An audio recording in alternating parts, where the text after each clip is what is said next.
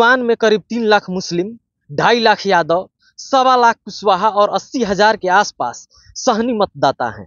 इसके अलावा अगड़ी जाति के करीब 4 लाख और 2.5 लाख ईबीसी मतदाता हैं। जब शहाबुद्दीन यहाँ की राजनीति में हावी थे तब उनका प्रभाव हर जातीय समूह के उच्च तबकों में अच्छा खासा था।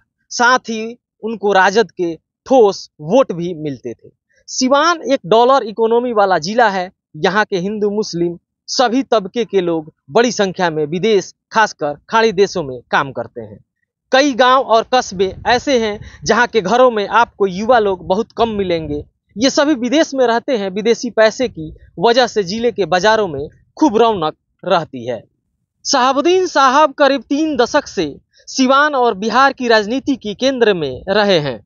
मई 2021 में कोरोना के कारण उनके निधन के बाद बीते 3 दशक में यह पहली बार उनके बिना सिवान में संसदीय चुनाव हो रहा है। सिवान की जनता उनको साहेब के नाम से जानती रही है। 2021 में निधन से पहले वह लंबे समय तक जेल में रहे, लेकिन जेल में रहते हुए भी वह सिवान की राजनीति को प्रभावित करते रहे। शहाबुद्दीन साहब पर कई संगीन आपराधिक मुकदमे भी दर्ज थे। सिवान और बिहार की राजनीति में उनके प्रभाव की बात किसी से छिपी हुई नहीं है। राजद के एक सबसे प्रभावी और बाहुबली नेता रहे शहाबुद्दीन सिवान संसदीय सीट से 4 बार सांसद रहे। वह 1996 से 2004 तक लगातार पार्टी का परचम बुलंद करते रहे और राजद सुप्रीमो लालू प्रसाद यादव के बेहद करीबी माने जाते थे। कोरोना काल में उनके निधन के बाद से सिवान की फिजा में उनके नाम पर राजनीति होती रही और उनके द्वारा किए गए विकास पर तो कोई उनके अपराध पर राजनीति करता रहा। विपक्ष की जुबान पर शहाबुद्दीन साहब का नाम आज भी हर समय लगा रहता है। वर्ष 1996 में वह राजद के टिकट पर 11वीं लोकसभा के लिए चुने गए। वह पहली बार सांसद बने। इसके बाद उनका कद राष्ट्रीय स्तर पर हो गया। हालांकि 15वीं लोकसभा चुनाव से पहले उनको कुछ मुकदमों में सजा हुई और चुनाव आयोग ने उन्हें चुनाव लड़ने से रोक दिया। शहाबुद्दीन साहब ने 1980 के दशक में जिले के प्रतिष्ठित डीएवी पीजी कॉलेज से ही राजनीति में प्रवेश किया। कॉलेज के दिनों में ही 1986 में उनके खिलाफ गंभीर आपराधिक मामले दर्ज हुए। फिर वे जेल गए। जेल में रहते हुए वर्ष 1990 में वह जीरादेई निर्वाचन क्षेत्र से पहली बार बिहार विधानसभा के लिए निर्दलीय निर्वाचित हो गए। वह 1995 तक विधायक रहे। इस दौरान उनकी लालू प्रसाद यादव से मुलाकात हुई और वह राष्ट्रीय जनता दल में शामिल हो गए। राजद के टिकट पर 1995 में दूसरी बार विधायक चुने गए।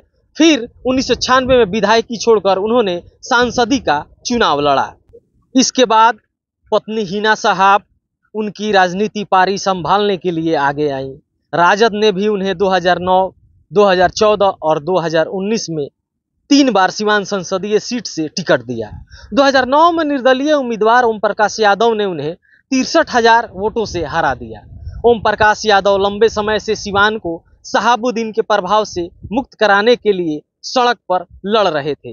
कई बार उन पर हमले हुए थे। फिर उनके संघर्ष पर जनता ने भरोसा किया और 2009 में वह सांसद चुने गए। इसके बाद ओम प्रकाश यादव भाजपा में शामिल हो गए। वर्ष 2014 में भाजपा के टिकट पर वह दोबारा सांसद बने।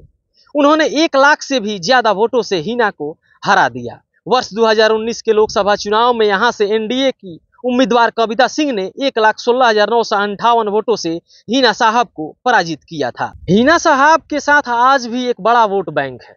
शहाबुद्दीन के भरोसेमंद लोग आज भी उनके साथ हैं।